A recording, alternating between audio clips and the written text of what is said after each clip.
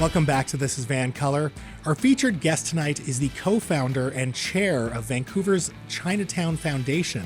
She recently graced the cover of Vancouver magazine as a perennial entry on the Power 50 list as one of Vancouver's most powerful people. Returning to the show, she is Carol Lee. Carol, so nice to see you. Well, great to be here. Thanks for inviting me on the show. Well, I'm so excited about this project, 58 West Hastings Street. I'm hearing it's very innovative and it's going to set the standard for social housing in this province. So can you tell me a little bit about this project? I'd love to. And in fact, that was our goal. We really wanted to try and create a project that was a kind of a gold standard for what's called social housing, really in Canada, not just here in Vancouver. Okay, wow. So the project is 231 units of social housing, approximately half are at welfare rate, and the other half are at Hills rates, which is basically rent geared to income. Okay, wow. And the priority is given to people that kind of live in and work in sort of 7 neighborhoods around the downtown Eastside. But of course, anybody can apply, and we hope that they do. But it was something where we wanted to create really a high level of housing at sort of affordable rates. But as well as just providing housing, because as we all know, housing isn't often enough. Mm-hmm. But how do we provide other support? So on the second and first floor, there's a 50,000 square foot integrated health facility. Oh, wow. Called the Lily Lee Community Health Center Hastings. And we've also created a community partnership program. So we have 42 companies lined up under 3 different pillars. So health and wellness, life skills and mentoring, and experiences. And, people are excited. Companies are excited to participate. I think that, it's actually increased over time. We started this project about 13 years ago, but it's increased as it became more apparent that housing was becoming a bigger and bigger issue. Mm-hmm. Tell me more about these housing units, because you were mentioning how it's not just like, a little box. There's actually quite a lot of livability in them. They're pretty nice. Like We've taken people through and many people have commented, it's as nice, if not nicer than market that's being built today. Really? Yes. Okay, wow. And we really tried to make them very livable. They all have access to outdoor space. The ones on the south side, they all have an outdoor balcony. Okay, that is wow. a big size. And I think that we felt that was really, an important thing. There's a rooftop garden, there's amenity rooms there. And I think that it's got a great location. So it sounds like it's very centrally located. It sounds like it's a community within the larger community. I love that. That's exactly what we were hoping for. Okay. A community within a community, because we think it's not just housing, it's really community is everything. So tell me about the health services that are provided. Are they just for the residents? Are they for the whole neighborhood? So the health services it's going to be run by Vancouver Coastal Health. Okay. And it's really, they're the ones, it's their program. I'm not really exactly sure what services they're going to provide, but they'll be for the entire neighborhood. So downtown Eastside, Chinatown, Gastown, Strathcona, anybody who lives in the neighborhood can go and use them. Cool. Now, this project was really the vision of your late father, Bob Lee, and also Michael O'Dane and the O'Dane family. Yes. Are we at a point in British Columbia where in order to get ambitious social housing like this done, there needs to be partnership from private philanthropists and the private sector as well? I think so. In the sense that we need to build so much housing, and I think it's going to be difficult for government, both just in terms of getting the expertise, but also the money to get it done.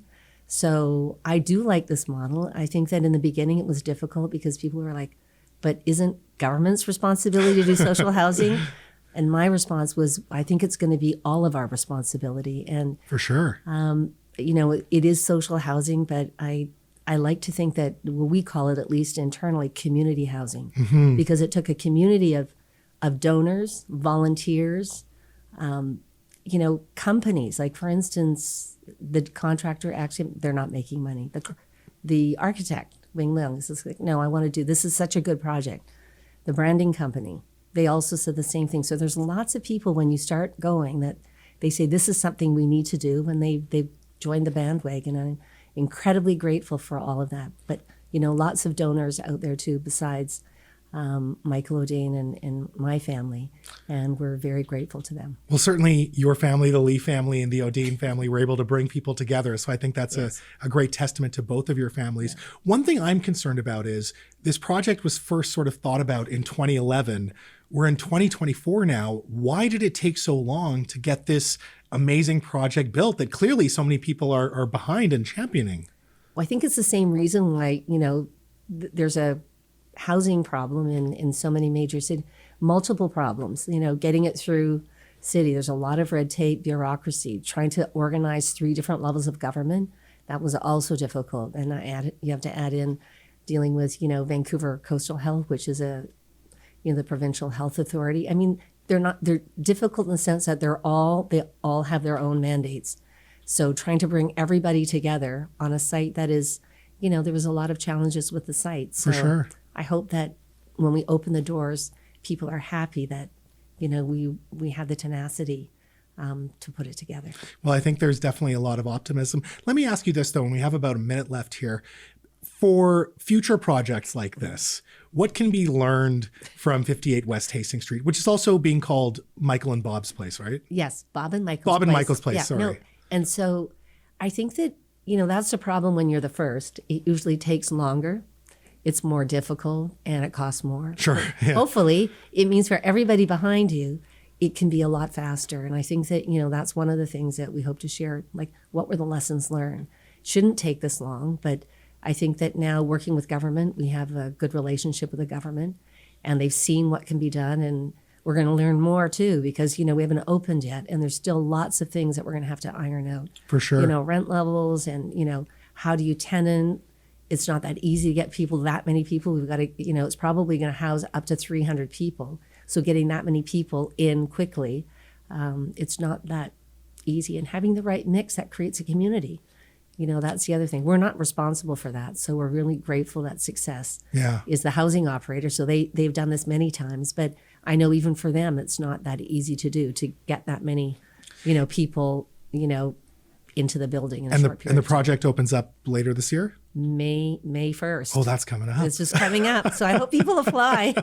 It's going to be great housing, and we're really excited about it. Well, Carol, congratulations to your family, to the O'Dane family, for realizing this vision. I think it's great. And I'm really also excited that the lessons from this project can be passed on to other social housing, community housing projects like this. Thank you so much for your time tonight. Thanks so much for having me on the show. For sure. Folks, one of my favorite people in the city, the co-founder and chair of Vancouver's Chinatown Foundation. She is Carol Lee. Now up next, 2024 marks the biggest election year in history, with elections happening in the US, India, Mexico, South Africa, Indonesia. We might have one federally here in Canada, but we'll definitely have one here in BC. And there is one particular political argument that is becoming my pet peeve. Let's talk about it up next.